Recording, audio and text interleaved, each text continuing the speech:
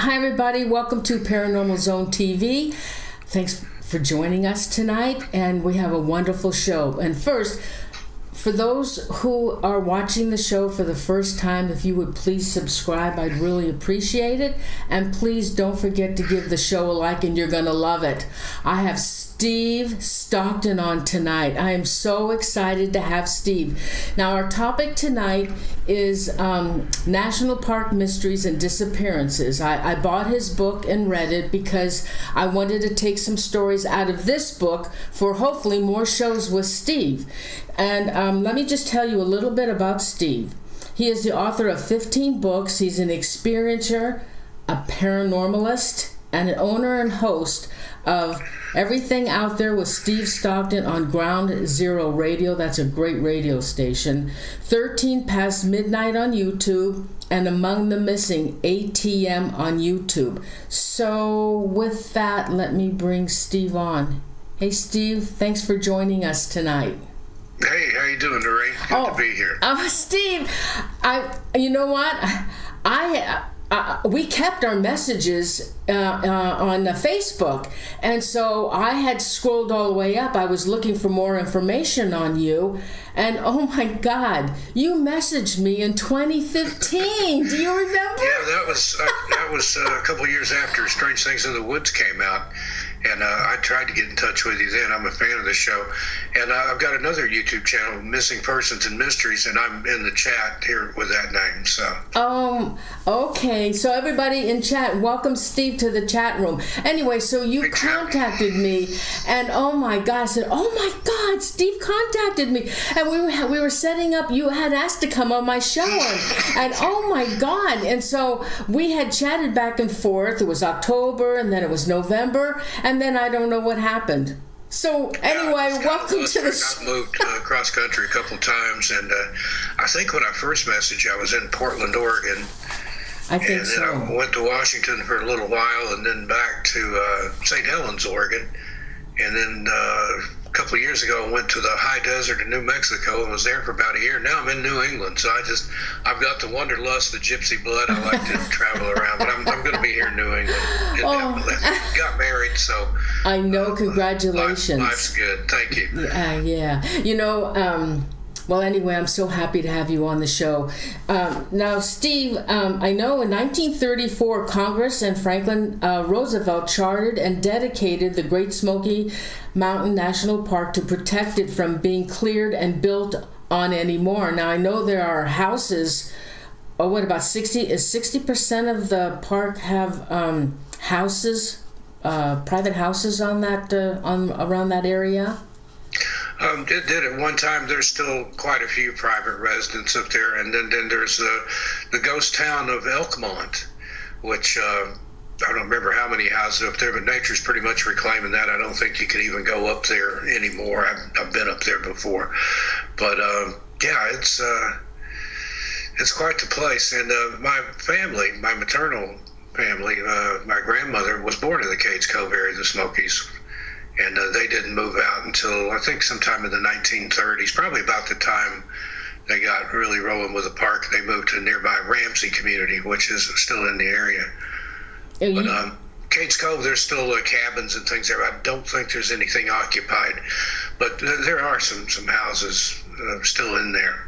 Now, I heard you say that the Smoky Mountains have a strange paranormal element to these disappearances in the woods, and you lived about an hour of the Smoky Mountains, and you had a lifelong fascination with missing persons, starting with Dennis Martin, 6 years old, who disappeared in 1969. Do you want to start with that? Yeah, that was Father's Day, 1969. I remember it well. Lived in the same town as Dennis. He lived in Knoxville in the Bearden community. And he was not quite a year older than me. He was, I think, 6 going on 7, and I was 5 going on 6. So that was big news in Knoxville at the time. There were 2 newspapers. The Knoxville Journal was the morning paper Monday through Friday, and then the Knoxville News Sentinel was the evening paper.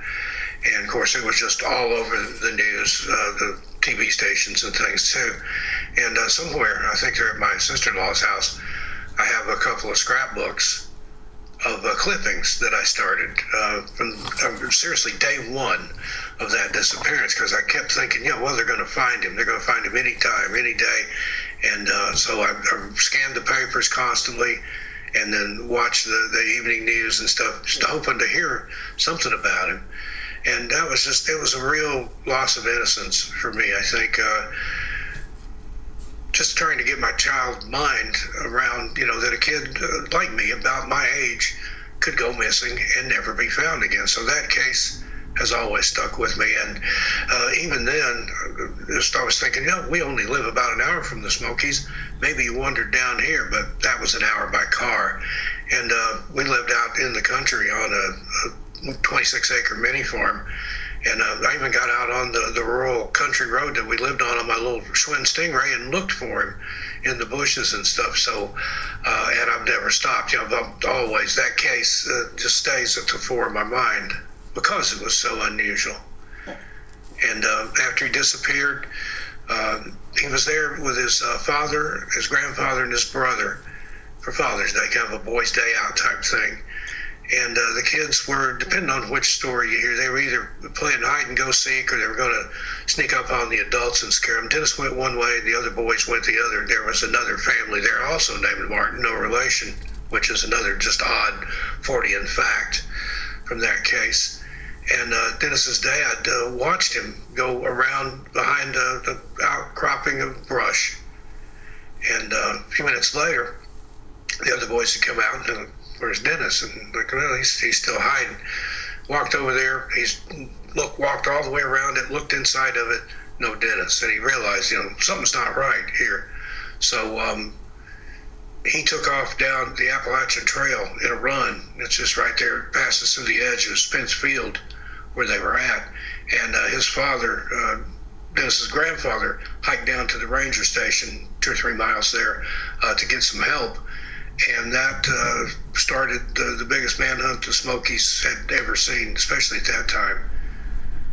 Right. But no real sign of him, no real trace of him. Now I do go into more detail in the book about it, but as far as I know, no trace of him was ever found. And I met his dad much later in life. He was a broken man. And I remember, I think it was probably the 40th anniversary of Dennis' disappearance. There was they had an interview with him. He didn't have much to do with the press because the press was sharing things from the FBI before he even knew it, and he got kind of upset about that, understandably.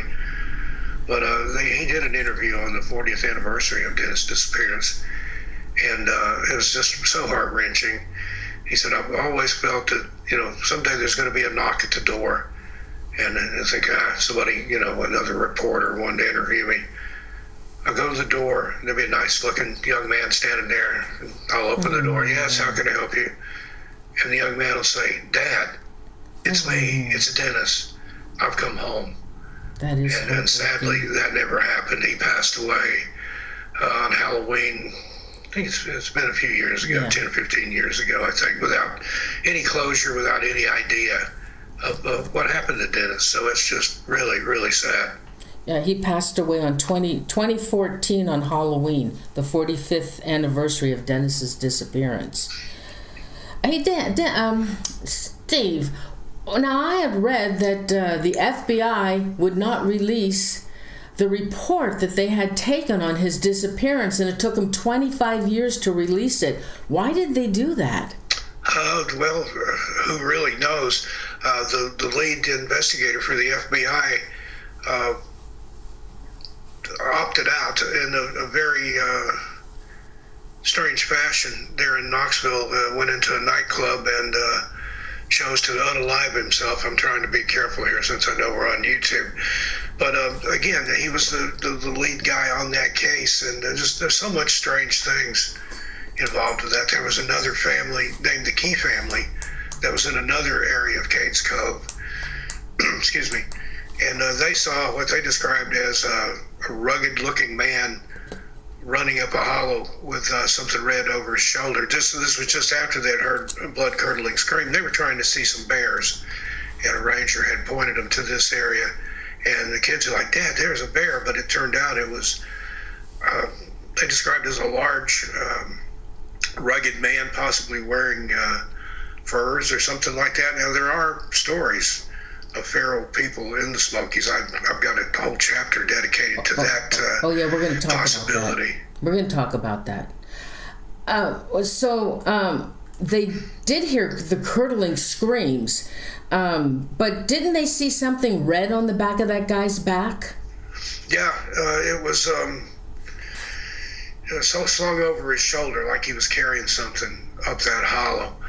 And there's also a story that they saw that same man hop into a white car and drive away. So that's another thing. There's so many different stories, and after this long, it's so hard to tell, just what's what.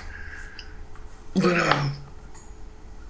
yeah, the person in the chat there is talking about what the FBI guy did. Did it in there's a nightclub there on Kingston Pike called Caddy's. He went in, flashed his FBI credentials to get in, went out on the middle of the dance floor, and left in a very spectacular fashion. Oh, no, all right. So let's talk about, now there's talk about the feral humans or feral people that live in those mountains, and some believe that it was the feral humans that took Dennis. Yeah, there's another channel here on YouTube called South Force 10. He's an older gentleman, lives in, I think, Sevierville or Pigeon Forge, just in the area, just outside the Smokies there. And he claims that his relatives back in the 30s were hired to go in there and hunt these people to kind of clear them out prior to the formation of the national park. And according to his stories, these are feral people that are also cannibalistic. So he goes into a lot of detail about it. So I know. It's worth a listen. I watched that video. Yeah. So, well, what do you think about the feral people? Well, I think it's a possibility. Like I said, I've got a chapter dedicated to that in the book. And one would really have to go in the Smokies and spend some time there to understand just how immense those woods are. I'm not talking about where the touristy areas are or even the hiking trails and stuff. There's millions of people go through that park. 12 million plus visitors a year. It's the most visited national park in the U.S. But there are places in there, if you get far enough back, that I don't think anybody's ever set foot, not even the Cherokee that are native to the area, certainly not the white settlers. But, well, as an example, I talk about Eric Rudolph, who's better known as the Olympic Park bomber out of Atlanta. When he was at the top of the FBI's most wanted list, he hid out in Nantahala National Forest, which is not too far from the Smokies, and it's along the Appalachian Trail headed that way. He hid out in Nantahala for about 5 years, and this was somebody that just had maybe minimal survival experience. He'd been through military training, but to be able to elude the FBI for 5 years, I don't know. It's easy to see how, if you were determined, because you have the things that you need there. You have food, water, shelter. If you know what you're doing, it would be easy to hide out there and not be seen. And even Dwight McCarter, he's a retired park ranger from the Smokies, and he was the lead tracker in the Dennis Martin case. He's often spoke. He's got a book. I can't remember the name of it off the top of my head, but I think it's called Lost, and he talks about cases in the Smokies. But he alluded to the fact that there are feral people that live, he just called rugged mountain men, the type of people that are off-grid and want to stay that way. So it's, it's over 500,000 acres. I mean, you think about that number, 500,000 acres, that's a big area, and a lot of places that you could intentionally go if you didn't want to see other people. And there's a lot of missing people there too. And like you and I briefly discussed, planes tend to crash in the Smokies. The smaller planes, a lot of them. And in fact, you're more likely to go missing in a plane flying over the Smokies than you are to have a bear attack in the Smokies. And there's a lot of bear up there. What is it with the Smoky Mountains that there's a lot of crashings of planes that go over the Smoky Mountain? Why? What is going on? Well, I don't really know. It's one of those things. You think of. There are certain areas like the Bermuda Triangle. Here in New England, we have the Bennington Triangle. There's a Nevada Triangle. There's the Alaska Triangle. I tend to think maybe there's some sort of Great Smokies Triangle. I don't know what the points of that triangle would be, but the park sits almost on the line equally with East Tennessee and Western North Carolina. And Fontana Lake in that area. That's probably the most haunted, one of the strangest areas of Smoky, especially the North Shore of Fontana Lake. So I'm thinking that would be one of the points of the pyramid, or the triangle, rather.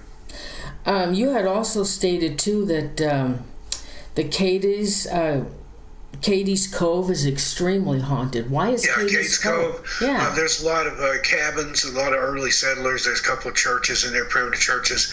That's where my maternal family's from. My grandmother on my mother's side, she was born in Kate's Cove. They immigrated from the UK and lived with another family in Kate's Cove till they could get established. And I have relatives buried in those cemeteries up there. Now that's, my granny was a pistol. She was a self-described gypsy witch.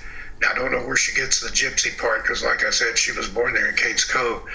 But I'm thinking somewhere back in the lineage there is some old country that they came from.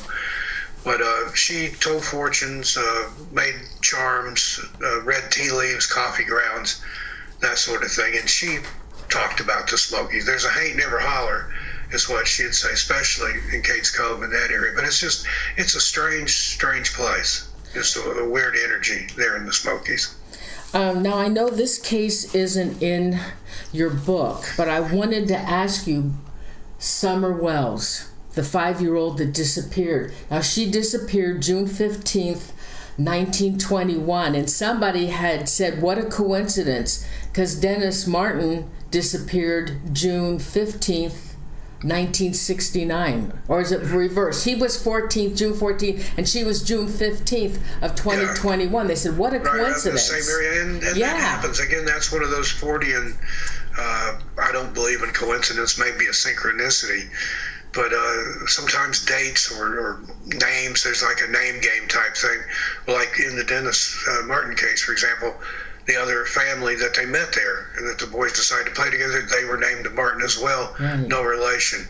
So there's things with dates and place names and things like that where you see this perpetuated. Now that may just be, again, I hate to use the word coincidence because I believe in synchronicity more than coincidence, but anything that tends to have anything spooky about the name, devil, diablo, ghost, witch, anything like that in the name, there will be strange happenings there. And I don't know if it's so much as, and a lot of times those names date back to the Native Americans. I don't know if they named it that because of things that had gone on there in the historical past, or if because it's named that, almost like a tulpa type effect where that causes things to happen there just because it's so named. Could go either way. So what do you think about Summer Wells? That one I really don't know. I've delved into the case. I've reported on it on Missing Person Mysteries, but it's one of those we don't have any answers. And so the story, you know the story of it, right? I know the basics. It's been a while since I covered that because we covered it right after it happened in 2021. But yeah, I know the basics of it. Okay, so tell the viewers the basics. As far as I can remember, I think she had just let herself out when nobody was looking. She might have been playing with a dog. That happens a lot of times when kids go missing. They'll go missing with a dog. Sometimes the dog is found. Sometimes the dog nor the child is never seen again. And that area there, they searched everywhere. They went crazy looking for her. And no sign of her. They couldn't track her. The scent dogs couldn't find her. Again, how can anybody disappear with no trace like that? That reminds me of another case we covered, Riker Webb, a little boy that I think he was 3, that wandered away from home with his dog, and they did find him. That one had a happy ending, but he was a few miles away and would have to have gone up a mountain, down another mountain, and through the woods. And they found him at another cabin in like a garden shack out back, sitting in a grass clipping bag, talking to himself. But if you look at the pictures of that little boy, when they brought him out there, you can see the little footy pajamas that he was wearing, and they're dirty and they're worn, but there's no way that kid walked 2 or 3 miles in the mountains, and I think it was rainy or maybe even snowy at that time. He's not muddy, but they said he was scared, hungry, and thirsty. But I think there's more to that story. But if you look at his eyes, he's got that 1,000-yard stare. I'm a child of the 60s, the early 70s. I was born in 63. And I remember when I was little seeing a lot of Vietnam veterans come home, and they'd have that look, that just far away look in their mind. They were still in the jungle over there. And I think that's the look a lot of these little kids have, that they do take out of the woods, that they are found. They saw some stuff out there, and whether they'll ever talk about it or not, may not even remember it past childhood. But that's an interesting case too, that Riker Webb. But yeah, I have no clue what to even think. I mean, I've heard rumors and conjecture about Summer Wells, that she was abducted, that family members know where she's at. But again, that's just speculation. I can't say one way or the other. Yeah, I understand that the family aren't cooperating. And another thing is, they had scaled back the investigation, although it's still open, and they renewed it in July of 2021. The last information was that they renewed interest in her disappearance because she had an aunt that disappeared. I guess they were notified or told about this. Nobody knew about it before, that her aunt, Rosemarie, was missing in the same area in 2009, and she was never found. Mm-hmm. Yeah, there's something strange going on there. Like I said, I don't know if it's something family related that they're all a part of, or if it's just another set of bizarre circumstances.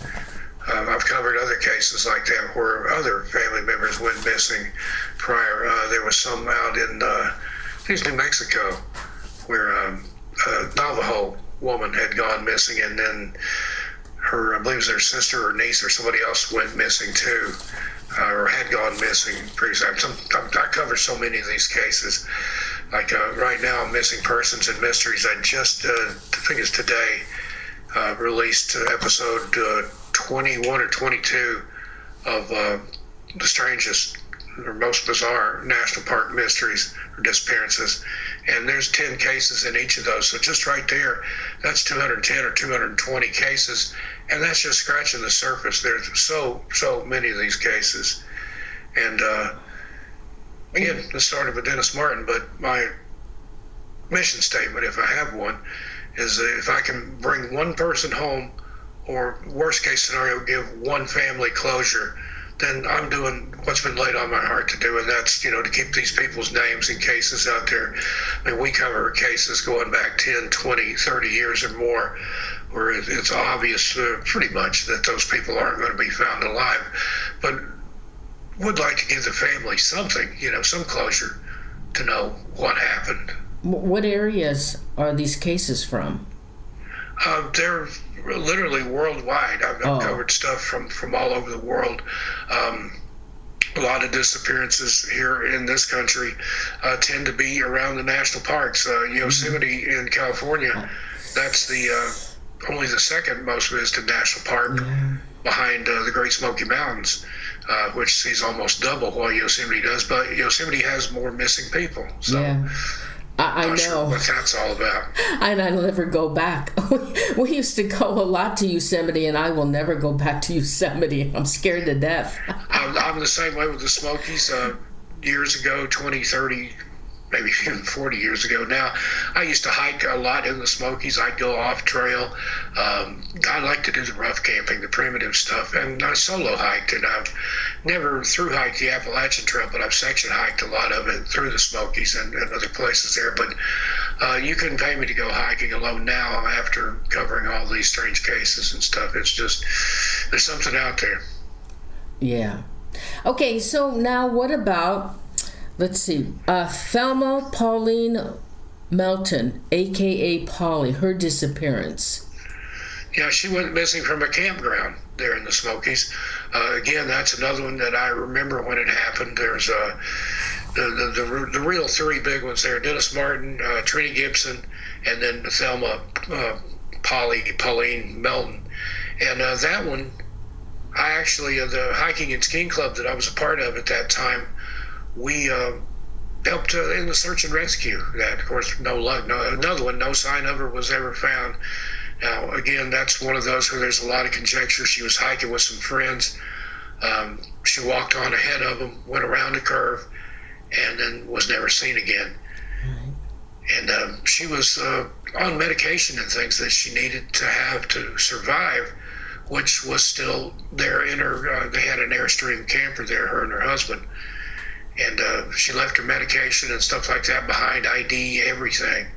And she's another one of those, no sign of her ever. Yeah. I read that the Rangers and the sheriff set out for an extensive search on her with dogs, and they searched that whole area where she was last seen, and the dogs never picked up her scent.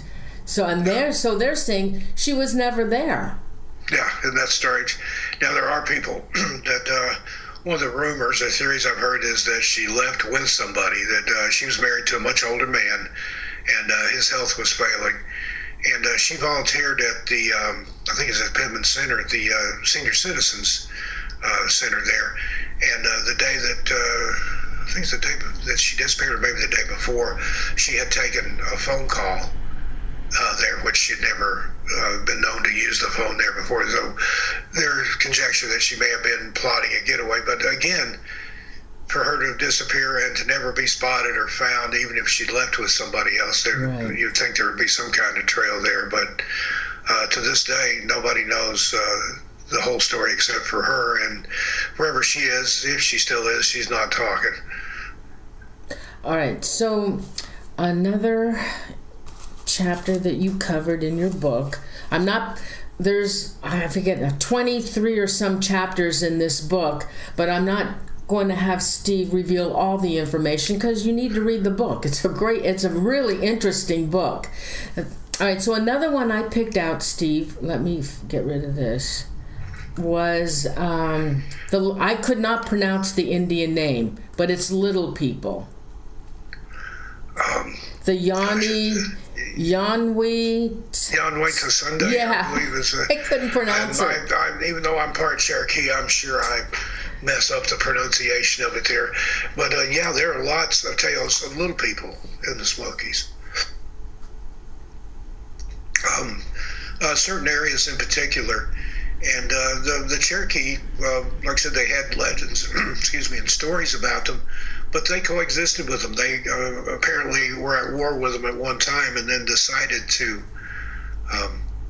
try and get along. But it's not so much a myth or a legend with them as it is just something that exists. And they have hairy Bigfoot-like creatures that live in there too, and I can't remember what the Cherokee call those. But yeah, the Little People of the Smokies, that's according to the Cherokee, that's who's responsible for a lot of these disappearances and things. The fairy lights or the fairy lanterns, they see those in the Smokies regularly. And depending on whether you're a good person or not so good person, or really just what kind of mood the fairies are in, the fae, they can lead you to safety or they can lead you astray. And I talked to the guy that was hunting in there. This was years and years ago. He was an old man when I was little, but he had hunted in there before it was a national park. And he talked about one night his lantern, he had an old kerosene lantern, it had gone out. And he saw somebody else with a lantern, and he thought, okay, it's another hunter. I'll follow his lantern, and he'll help me get out of here. He watched the lantern go through this little area. He followed where it was, and then he fell off a small bluff there, about 12 or 15 feet. Yet the lantern had just continued. So whatever it wasn't leading him to safety, and it caused him to fall off of something there. So, again, they're tricksters, and can be. But then I've also heard stories of people that saw some kind of strange lantern that they followed, and they were already lost, and it got them out of the woods. Really? So I wouldn't trust the Fae, just based on what I know and what I've read. Then that's one of the theories for the missing people. And a lot of people will laugh at you. There's so many different theories: UFOs, portals, Bigfoot, feral people. But then you mention the Fae folk. People kind of giggle at you. But if you look at that as sort of an umbrella for everything that's out there, like I said, they have stories of these little people. I read an account from Ireland. In these Celtic countries, the Fae folk, it was almost like a religion, may still be. I read accounts of where some people had encountered some little men in a horseless carriage that came down from the sky. Well, that's a modern-day UFO encounter. Right. Another story talked about a hairy giant that came out of the woods and did something. There's Bigfoot, but this is in 1800s Ireland. So I think that the Fae is kind of an umbrella, and all this stuff can fit underneath that. But again, that's just one of the theories. And then there's also cases of big animal attacks. That does happen, sadly. And then there's human predation, too. On the Appalachian Trail, there's been people that have been taken out by serial killers and things like that. It does happen. You know, I read there's an awful lot of suicides in the park as well. Yeah, and it's another, I don't know if it's, there's that forest in Japan where people go to do that. I don't know if there's something there that encourages people to do that, like some sort of dark spirit or something, or if that's just a place people go to spare family and loved ones from having to clean up the mess, as it were. But again, I don't see how easily it would be to get into some place to opt out, if you will, where you could never be found, no trace of you. Derek Looking is another one that's disappeared from the Smokies that's never been found, and they think that was a possible opt out. But again, where is he? Where's his clothing or what he carried in there and stuff? There's a lot to these disappearances that just doesn't make any rational sense, and almost a supernatural element. I mean, people don't just disappear, yet they do. Yeah. Now, there's been a recent one. Do you know anything about Gordon Kay? Have you heard about that? He was, I think, from the Tampa area, and another one of those, he just kind of went missing. They don't know where he is or what happened to him. And I think that was in 2023, I want to say. Yeah, April 20th. The most recent information I could find was that they had to scale back the search into an ongoing sort of continuous, I don't want to say half-hearted search, but they searched enough that they pretty much sure they're not going to find him alive. They would go from a search and rescue to a search and recovery. But it's an ongoing, but again, there's been no update or anything that I could find as I looked at it today. Yeah. You'd asked me about that one, but yeah, he's been gone almost a year, I think. April 23rd, 2023, yes. Yes, almost a year. Now, he had rented, they said he was an experienced hiker, camper, hunter, and he had reserved a campsite at Deep Creek Campground near Bryson City for 14 days. But he was declared missing on April 26th. So somebody must have been looking for him, because he went out on April 23rd, and then they reported him missing on the 26th. So I wonder who was looking for him that they reported him missing. I think in the report it mentioned family members that were concerned because he didn't check in when he was supposed to. And that's another thing. A lot of these people that go missing, they are experienced hikers and people that know their way around in the woods and things. And you think it'd be just the other way, people without experience and stuff. But I think also I've covered a lot of cases, particularly on my other missing channel, Among the Missing, of people that where it's not so strange or not so unusual. It's just people that are overconfident and ill-prepared, because the weather can change up there. Now, that's something that does happen. It seems like anytime anybody goes missing, the weather will change abruptly and hamper the search efforts. But again, this is in the mountains. The weather can change in an instant anyway, even when people aren't missing. I've had freak rainstorms, snowstorms, windstorms, things like that pop up when I was out in the woods. And nobody was missing that I know of. But it does seem kind of odd that anytime somebody goes missing, once they start the search, then inclement weather will kick in, whether it be snow, rain, whatever, fog. And the Smokies have that mist to them anyway, where they get their name. Oh, I know. Well, that's what happened to Dennis Martin. It started raining, so there was no footprints. Like torrential downfall. Yeah.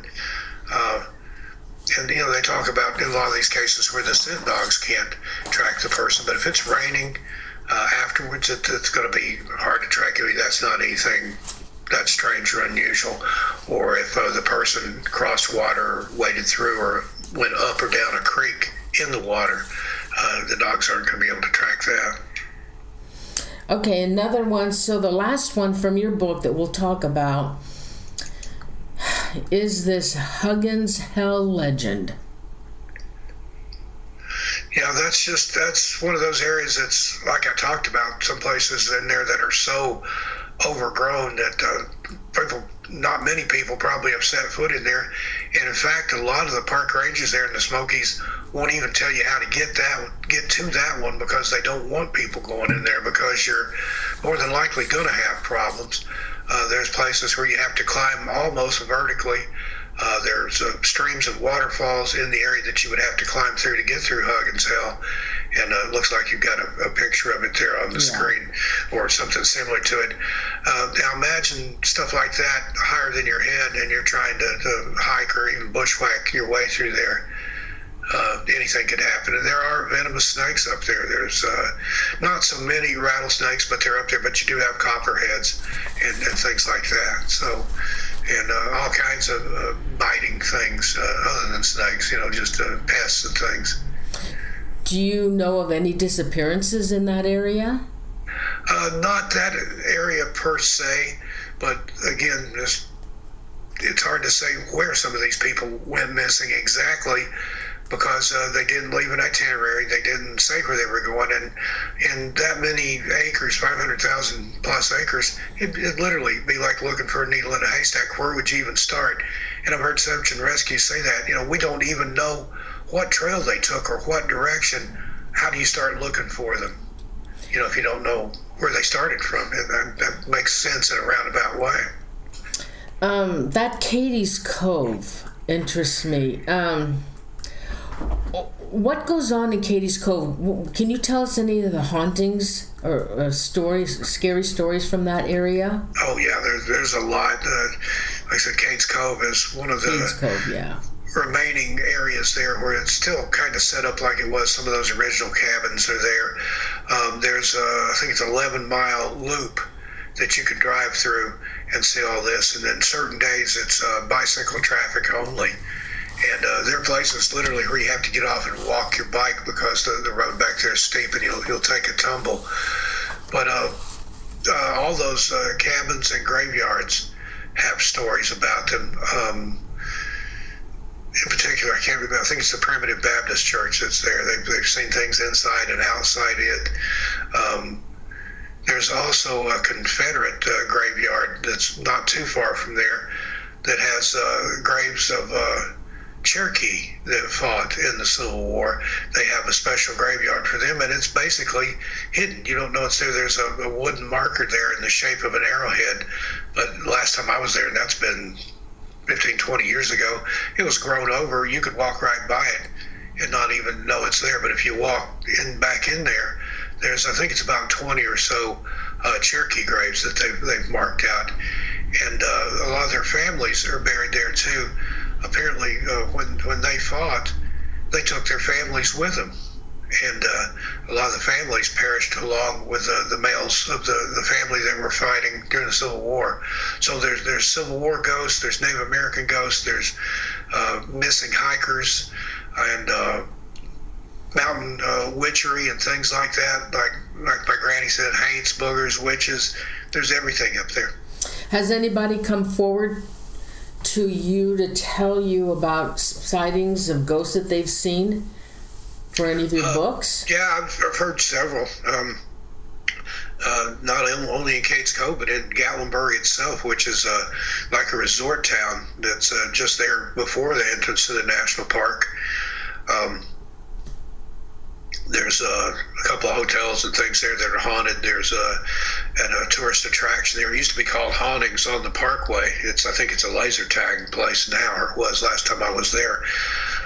They put on a turn of the century spiritualism spook show back in the day, and the night manager passed away in there, and they didn't find him until the next day. And there's people that claim that his ghost haunted the ghost show. Mm-hmm. So that, and on a river road which runs parallel with the main drag there through Gatlinburg, there's a hotel back there called I think the Riverside. No, it's not the Riverside. But Rocky Waters, I think. And there was a little girl that fell from a balcony there into I can't think of the name of the creek that runs through there now. It's a tributary to the Little Pigeon River, which runs through Pigeon Forge. But she tumbled from, I think it's the fifth floor onto the rocks below in that creek, and people have seen her in the water on the rock, and then they've also, her apparition's been spotted up on the balcony from where she fell, and there's been people that claim to have actually thought they saw her fall again, and then she just vanishes in mid-flight. So again, it's a strange place. There's all kinds of, and right there in the middle of town,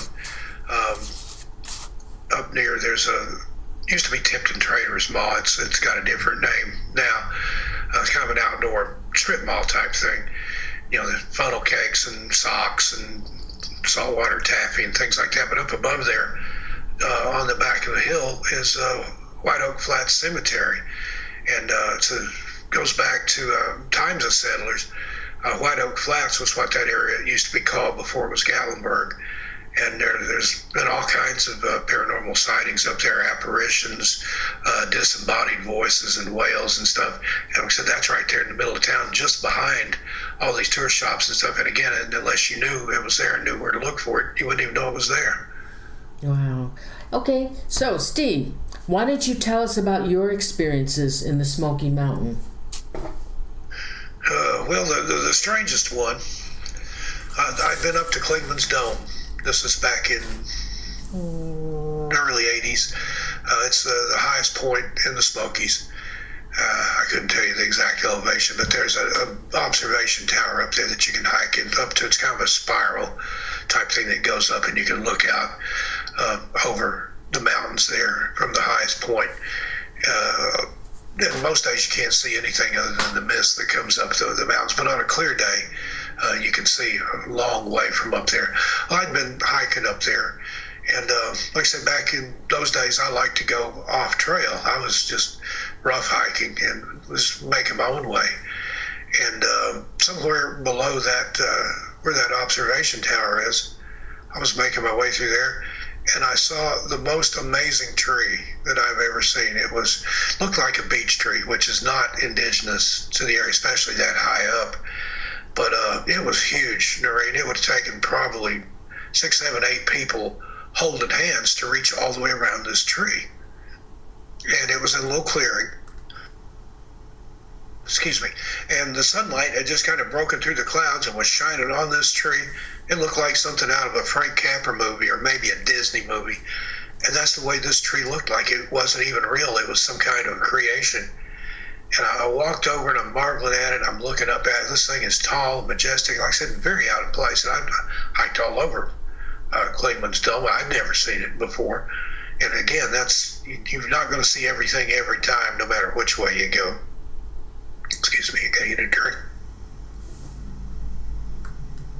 I got a little tickle in my throat. Oh, okay. That New England weather. But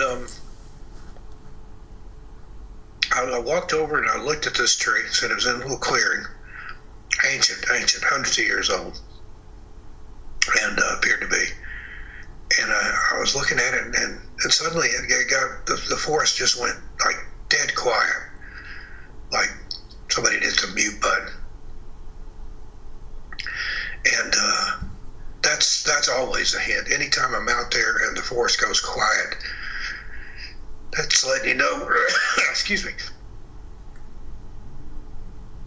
Sorry, allergies are getting the best of me. But anytime the forest goes silent, that's usually a hint for you to get out there and go somewhere else. But that day, I was so enthralled with this tree, and it's like I couldn't hear the wind, I couldn't hear any traffic or any water or anything. It's just like I said, somebody hit the mute button on the forest. And I'm looking at this tree, and the sun's shining down. I'm thinking, that'd be a good place just to sit down and relax. I've been out here off trail, I've been bushwhacking, and be a good place to sit down and take a rest. And then I thought, well, maybe I could even take a nap before I hike out of here. I could just lay down here under this tree and just relax for a few minutes. And that sounded kind of like a good idea.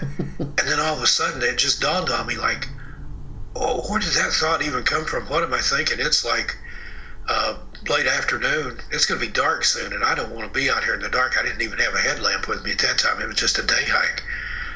But it made me wonder, where did I get that idea? Where did this tree even come from? I've been back. I've never been able to find that tree. But again, that's 500,000 acres plus, and you're trying to find one particular tree, even an outstanding one. Again, needle in a haystack. But I think if I'd given in to that little inner voice, whatever it was, and lay down under that tree and take a nap, I'd be one of those people that are missing in the smoke. Absolutely. Like almost a Rip Van Winkle type thing. They never would have found me. Oh, yes, absolutely you would have. Oh, so that's really haunted in there. It frightened me once I realized, where did that thought even come from? And I think it was something in the forest that lulls people into a false sense of security, or you're tired, you've been hiking, it was in the summertime, it's hot and you're sweaty, why don't you sit down and relax, maybe take a nap. God. And when I snapped out of it, I thought, I got to get out of here. Oh yeah, I'm sure you had no flashlight, no matches or anything. No, I had nothing. And again, I would have been ill prepared because I hadn't planned on being there after dark. Well, that's scary. That is scary. What else can you tell us? I know you have so many. Yeah, I cover a lot of those in the book, but it's such a fascinating area. There's a restaurant there in East Gatlinburg area called the Greenbrier Lodge, and it's haunted. Lydia, the lonesome ghost of the Greenbrier, it used to be kind of like a tavern type thing, but way back in the day.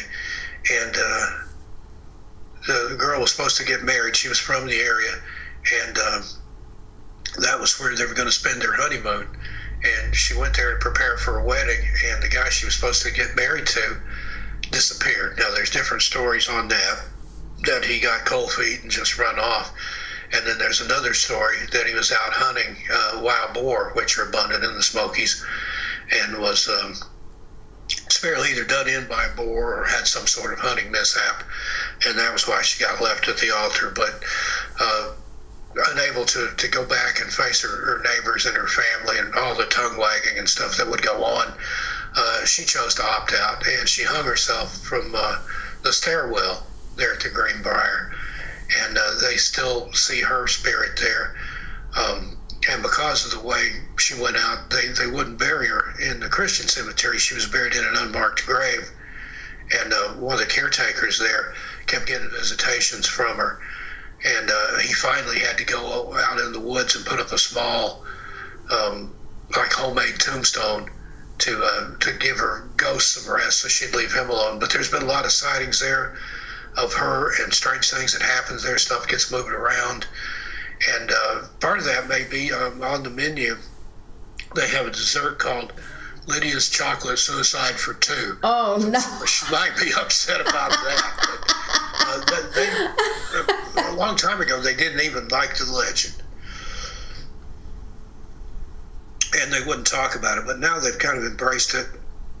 And they've even got a thing up on the wall. I think it mentions it in the menu too. But that's a strange place. There's all kinds of little places like that in the Smokies. Now, have you ever talked about Bigfoot and what Dogman? I understand Dogman may be in there. Has anybody come forward with sightings of those cryptids? There are Bigfoot sightings, so that tends to be down in the Townsend area, what they call the quiet side of the Smokies, going toward Maryville and Blount County and that way. But there have been Bigfoot sightings there all the way into out of Blount County into Knox County, where I grew up. There's some hairy beast running around. I first started hearing reports back in probably the late 60s, early 70s, when I was just a kid, that people had seen things in there. Dogman, that's kind of a newer phenomenon, and I'm not saying that it's not in the Smokies, but I personally haven't heard any stories of it from the Smokies. But if you think about it, it's just, one way the crow flies, the land between the lakes there of Kentucky, it's only a few hours away from the Smokies, and there's been a lot of Dogman activity there. So I think if they're in southern Kentucky there, they could certainly be in eastern Tennessee as well. No, I had read a while back, because every so often I do disappearances, that the national parks don't want to talk about missing people anymore, those that have vanished and can't be found. They don't want to report those. They don't want those to get out to the public. So I just wonder how many have actually disappeared in these national parks that aren't being reported. Yeah, I think there's more, and I can understand it from a tourism point of view. I mean, if somebody's taking people from your national park, that's not something that's going to appeal to most tourists anyway. And places like the Smokies, that drives the economy there. I mean, those 12 million visitors plus that you get there a year, they have to have somewhere to stay. They eat somewhere. They travel through. They buy gas and souvenirs and all this. So tourism is big money in that area. It employs a lot of people, and throughout that area, Gatlinburg, Sevierville, Pigeon Forge.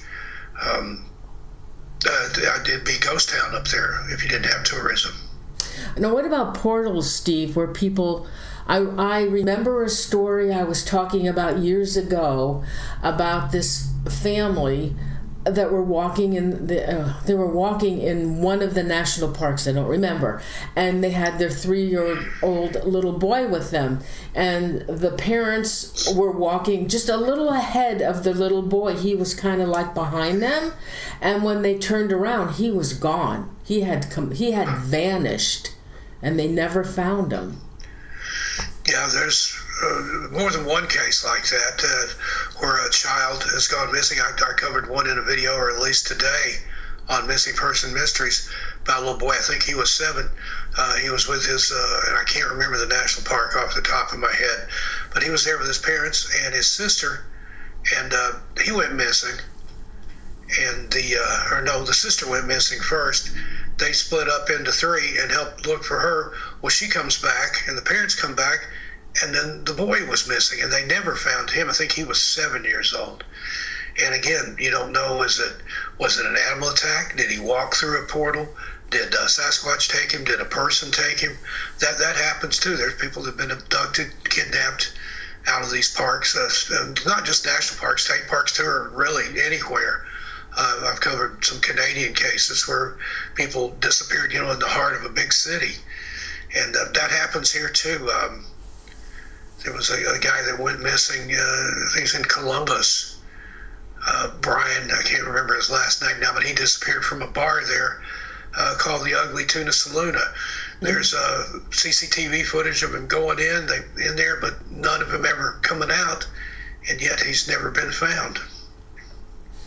That's been some years now. Now, there's also stories about people that have disappeared and come back, but they don't remember. And they either don't remember, or if they do remember, they don't want to talk about it.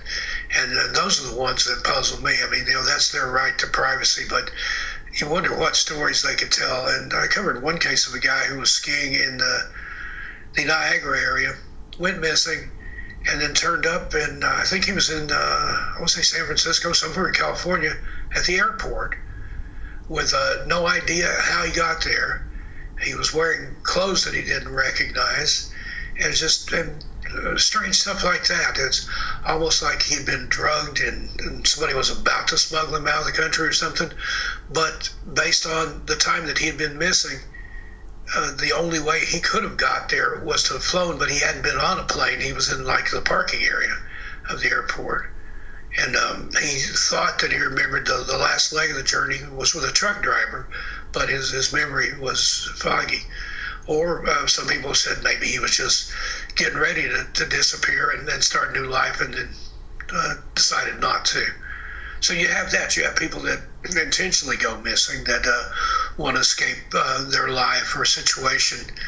But that's a lot harder to do anymore, just because of the digital footprint that you would leave doing something like that. Mm-hmm. And then there are people that fake disappearances for publicity and things like that, or to cover something else up. The Sherry Papini case in California from a few years ago, that comes to mind. She faked her own abduction and spent a couple of weeks with somebody who wasn't her husband. Mm. Okay. You know, there was one other story in your book, and I forgot to write it down. It was about the rock. Oh, Judicula Rock. Yeah. What? It's a charity. That's a strange. I think it's a soft piece of rock, like soapstone or something like that. Huge piece of it over in North Carolina. It's near Bryson City, but I can't think of the name of the little town there. And it's covered with all these weird hieroglyphic type stuff. It's been there since time immemorial, and nobody's ever fully been able to decipher it. And used to, you could go right up to it. Now they've since built like a walkway or a boardwalk thing around it, and you can't get to it.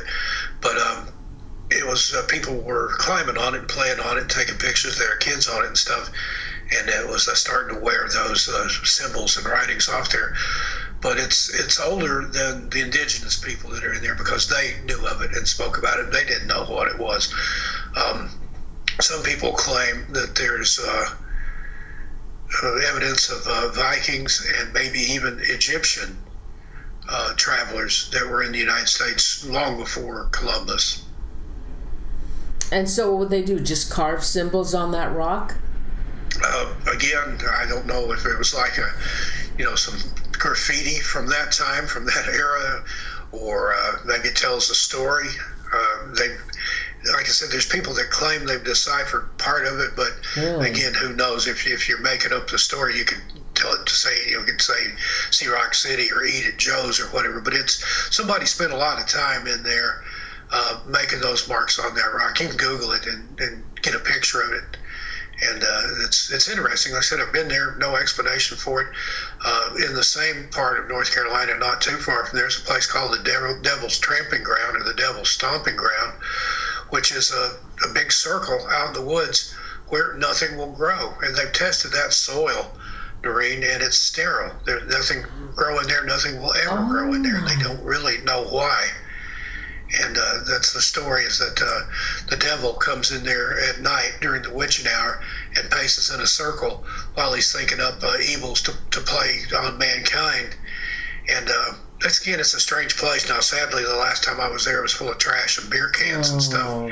But there's stories of a Boy Scout troop that were going to spend the night in it, and something chased them out of there, something that they couldn't see. So who knows? Wow. And then, not too much farther out of the Smokies, in the North Carolina side, you got Brown Mountain, and those Brown Mountain lights are something else. I've seen those several times. No explanation for what they are. The geologists and people from, I think it's University of North Carolina, have gone in there and studied that, and they don't know what it is. There's talk that it may be like some sort of piezoelectronics from the plates rubbing together there, but again, that's inconclusive. People try to pass it off as lights from cars or distant locomotive or things like that. But the problem with that is those lights were seen in there by the Cherokee before there were ever any cars or locomotives or anything like that in there. But it's strange. They even made an X-Files episode about that one. But I've been up there on Wiseman's Overlook several times and watched those lights. And there's no explanation. Now, there's a legend that it's either Cherokee maiden looking for her lost brave that she was supposed to be married to, or that there was a big battle there between two different tribes, and it's the spirits of those people wandering the mountain there. But it's strange, whatever it is. Wow. Oh gosh, Steve, I know you have 15 books. So Actually, I just published my 20th one last year, but and I'm still more to come. But that's the Smokies book. That's the first in the National Park Mysteries and Disappearances series, and it doesn't just cover the disappearances, the mystery side of it. I cover hauntings and unusual stuff like Judicula Rock.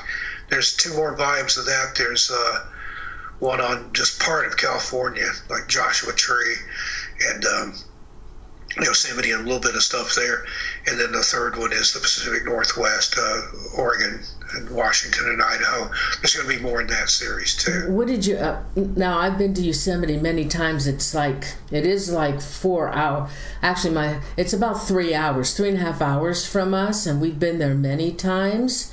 And I have to tell you that I wasn't in, this was years ago, like in 1974. So I wasn't into the hauntings and what you shouldn't do and what you shouldn't do. And one of them was you shouldn't walk on graves. Well, there's a cemetery up there. And so we were walking around and we did, walk on some graves.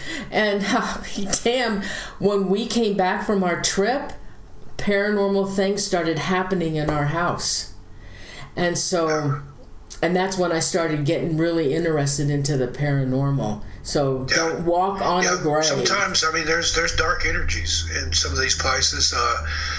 You don't know what kind of stuff has gone on in there prior to the settlers moved west, and maybe even before that. There's a lot of places like that in New Mexico where there's native witchcraft, if you will, and there's just a lot of dark energies from some of those rituals out there. Yosemite's got them, and the thing about walking on graves, I've done that accidentally myself too, unknowingly, but it's bad luck. And disrespectful too, not to mention. I know, I'm sorry I did that. Yeah, and another thing, you don't want to take anything. Right. From any of these places, especially petrified wood or anything like that. Number one, it's against the law. You're not supposed to, but I've heard of people sneaking a little piece of petrified wood home with them. And I talked to a park ranger, and he said, you would not believe the amount of stuff they get back in the mail saying, I'm sorry, I took this from the park. All this stuff started happening in my house. Please put this back. Oh, and also, oh God, if there's a grave that has a quarter on it, you don't touch it. And I can't remember what the quarter means. It depends on the religion. I know where I lived in Portland, just up the street, there was a Jewish cemetery, and that was one of the things that people would put coins on the headstone, and it was basically just to let people know that somebody had been there visiting. But I think there's more of a legend to it than that as well. But you don't want to take anything off a grave. Any kind of stuff that's left there, whether it be photographs, toys, things like that. I wouldn't take anything off a grave. Oh no, Okay, Steve, I don't know if you want to share anything else with us. It was wonderful having you on. 2015 was a long time ago. Been a long time coming, but we finally made it. I got it scheduled out here, but it's been a pleasure. I'm a fan of the show, have been for years. Oh, and really? It's an honor to have been here with you. Oh, thank you so much, Steve. I watch your show all the time. And I get information, and you have so many fabulous stories. So you have another new channel that you started? You already have 3. You have another one? I've got like 5 total. Oh, my. Missing Persons and Mysteries. That's the big one. Like I said, we've got about 286,000 over there. And then there was a time there when I wasn't with that channel. I've since come back. It's my channel now. But in the interim, I started Among the Missing. I've got, I think, 106,000 over there. Cover a lot of the same thing, but just different. And then I've got 13 Past Midnight, which is my original channel. I narrate a lot of the stories out of Strange Things in the Woods and some of these other stories about the Smokies and stuff over there on 13 Past Midnight. And then I'm probably, now that I'm back on Missing Persons and Mysteries, and it's my channel, probably going to do something different with Among the Missing. I'll put all the missing persons stuff on one channel. So watch for that. Excuse me. So if I go to YouTube and put in Steve Stockton, will I get all of the channels I'm looking for? Yeah, you'll find those as well as a lot of appearances like these. I've been on all kinds of different shows. I love to go places and talk about the books and stuff, and the missing people, help keep their names and stuff out there. And I've often said if there's anything I enjoy almost as much as writing, it's showing up somewhere and talking about it. I was out in your area a couple of years ago. I spoke at a UFO conference in San Francisco, there at near the airport. Oh, really? Oh. And loved it. That was my first time, other than just passing through the area, but I spent about a week out there in San Francisco and Northern California. Loved it. I was living in Portland, or just outside Portland at that time. And I got to go down to I-5 all the way into San Francisco. So went past Crater Lake, Mount Shasta, into San Francisco, the whole Bay Area there. I love that area. Oakland, San Francisco, Sausalito. So anybody, if you want to get Steve's books, all you have to do is go to Amazon and type in Steve Stockton, and you'll get the books. There's a ton of them. Plethora of them. Yeah. Yeah, I've got my Tales in the Dark series, and I've got the legends and stories from different, like the Continental Divide Trail and the Appalachian Trail and things like that. That's another ongoing series. But Strange Things in the Woods is the book that started it all, and that's just what it sounds like. That was stories from collected over decades from friends and family and friends of family or families, and just a lot of those people in that book have passed on, but their stories live on through me. So glad to do that. And there's another volume of that. I'm also writing a book about my grandmother, the one I was talking about, the Gypsy Witch. Yeah. And all the things she taught me, all the superstitions and scary stuff from the Smokies. Oh, that sounds awesome. You know, I'd really like to do a show on the triangles. I know there's Alaska Triangle, the Bennington Triangle I love. There is Alaska. I'm real close to that one where I'm at here in New England, so I'll be doing probably some live streams, or at least going up there and getting some boots on the ground footage and investigation. New England is so haunted. I know. The 6 states here, I think Connecticut is probably the most haunted, definitely the most haunted in New England, and maybe, if not the country. But like I said, I've only been here a few months, but a lot to explore up here. So, will one of your books, which one concentrates on Connecticut or New England? That one's yet to be written, but Okay. I'm working on that. Okay. Working on that one. And also I have My Strange World, which is a book of my personal paranormal encounters and experiences, and that's just volume 1. Hold it up so we can see it.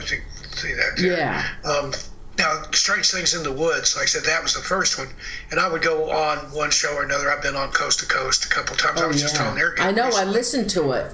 And the host, or if it was a call-in show, invariably somebody would say, well, these are other people's stories.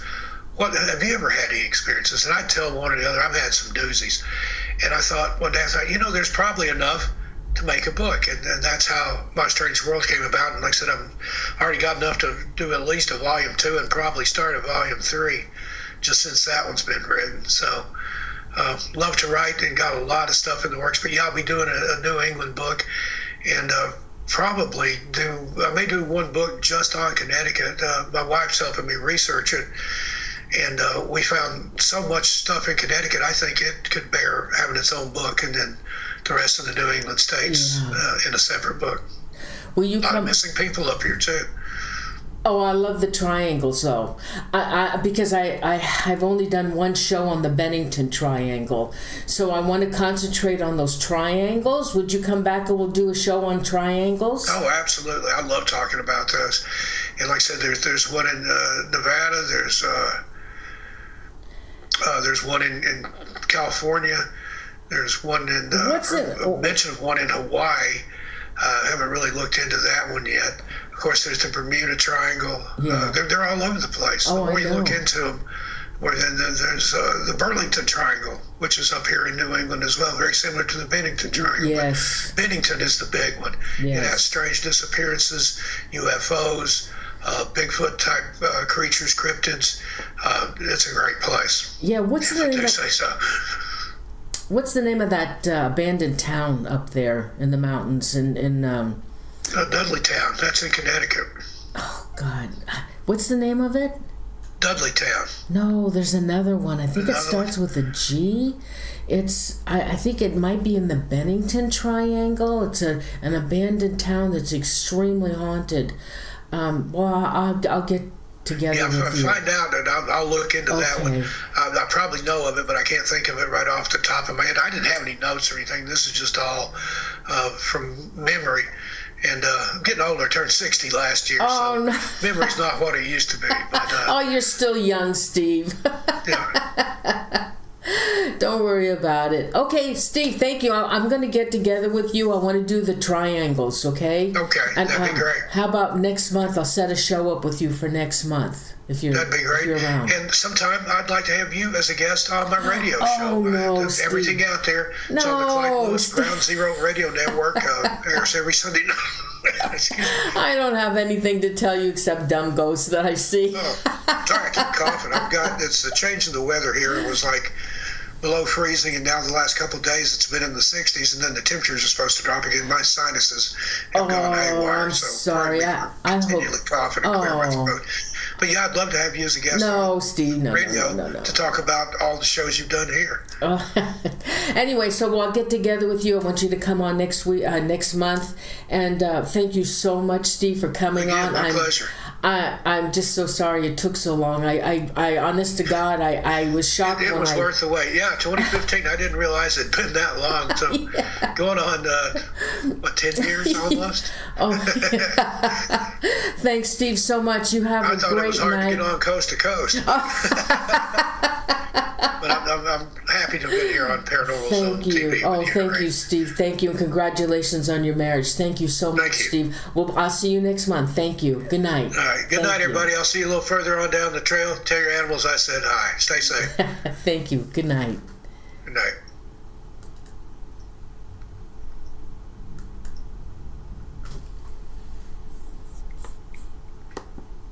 Oh, God.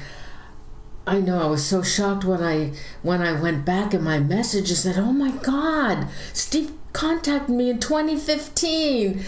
Oh God. Well, anyway, I'm really happy I got him on the show. He's a great guest. He's got his channels.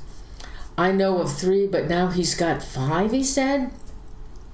So I know. I listened to his shows, and I've listened to. He just was on. Coast to Coast, and I listened to his show the other night. He's fabulous. Anyway, everybody, thank you so much for coming and joining us tonight. Please give the show a like if you liked it. I don't know why you wouldn't. and please subscribe. If you like the show, please subscribe. I'm going to bring Steve back. Steve is oh my God, with the 15 books, and he just wrote another one. He's got so many topics we can cover on the show. I love it. But I don't want to take everything out of his books because, you should buy the books because they're fabulous. Anyway, so I loved Steve. I loved having him. I'm so thrilled that he finally came on the show. He's so big on YouTube. I mean, his channels, and oh my God, they're huge. Anyway, everybody, thank you so much for coming on. in let's see, the last week of what was it? Oh, I forget. What is this? The 14th? Yeah, the last week of March, I'm doing a show with Lee Ralph. He wrote a book on the first serial killer family, the Benders, and I have his book. I'm in the process of reading it, and now they have the Bender family on YouTube, but it's the same information over and over. They just copy each other and repeat what's said out there on the web.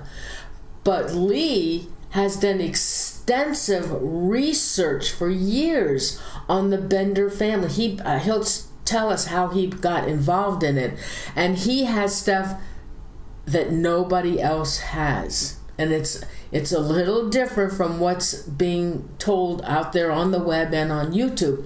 So he's going to come on the show, and I'm excited to talk about that story. So everybody, thank you so much. I'm really oh, Steve's still in. Steve, we love you. Thank you. So let me do some shout outs, and then we'll call it a night, okay? Oh gosh, Easter's coming up too. I think I'll see you before Easter. And let me do some shout outs. Let me go back up here. Let me go up to the top. And Steve, thank you again so much for coming on the show. It was such a pleasure to finally have you on the show. You're just epic. You are I mean, everybody just loves you. You could see from all the views and the comments that you get off your channel. It's just amazing. And a storyteller, my God, if I had your voice, I'd be doing that too. What a voice you have. You're so soothing, and you just want to hear more from you when you talk. It's really wonderful. You have a fireside voice. That's what it is. And let me do some shout outs. Lori Miller, Lully Tooby, Tina the Best, Lisa, Andrew and the Gnomes, Robert Hanna, let's see, who's Nicole Perrin, Lori Miller, Nicole, Renee. Hi Renee, thank you honey, my mod, bless you for joining me tonight. I didn't see Terry, she must be really busy tonight, which is fine. You guys have a life, I know that. But Renee, thank you so much, my love, for modding for me. Robert Hanna, thank you for joining us. I know Tollcross was in. Is he okay? I don't see him now. Who else wants a shout out? I know everybody's going now.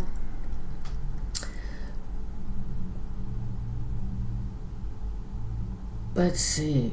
Oh, Tanya's meditation music. Danny Rolling Ghostface. Who else is in chat? Lisa Scarrett. Thank you everybody for coming in. I love seeing you here. What happened to Tallcross? Oh, Tallcross. There you are. Tallcross. Stories of the hundreds of years in Scotland.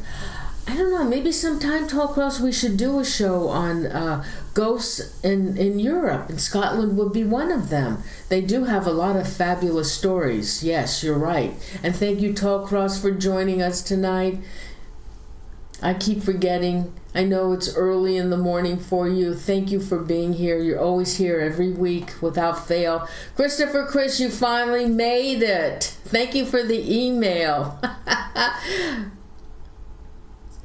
You know, Chris, I looked up feral people. I wanted to know myself. I had a note on that. I looked it up to see where the first feral people came from.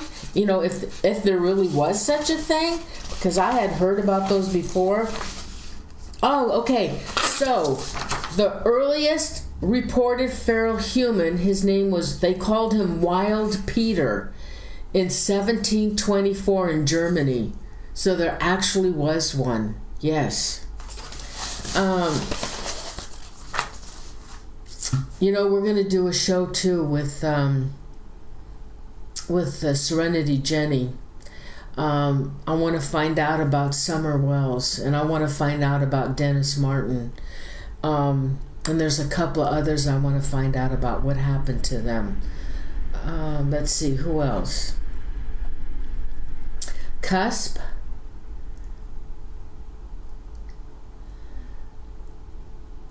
I'll tell you one thing, I'm never going back to the Yosemite. Who else wants a shout out? Leonora Martinez.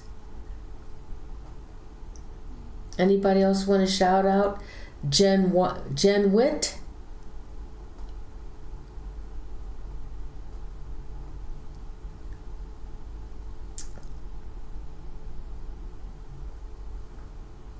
I think Drew was in earlier too. B3, oh, the B3 airspace, long time. Thanks. There's some of you in here that I haven't seen for a while. Thanks for joining us. Oh, yes. Oh, the Pan Am one. There's the Malaysia flight too. I think that one is, they still can't figure that one out either. Yeah, we need to do some planes that have disappeared. That would be good. Anybody else want to shout out?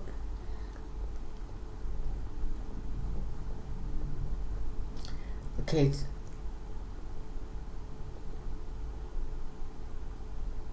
Anybody else want to shout out? Okay. No, not everybody's in. Yeah, the triangles. Oh, Betty Spaghetti. Oh, that's cute. Is that? Yeah. Anybody?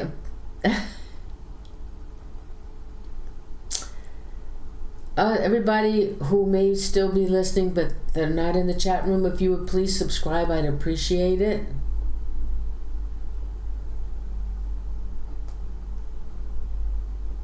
Okay, Bunny B 559. Oh, you're late? Oh, that's too bad. It was a good show. Steve is awesome. Thank you, Tall Cross. I'm really happy that you guys love the show, but why wouldn't you? Steve is awesome. I mean, people just listen to him for hours and hours. His voice, I'm really jealous of his voice. He's got such a wonderful tone to his voice.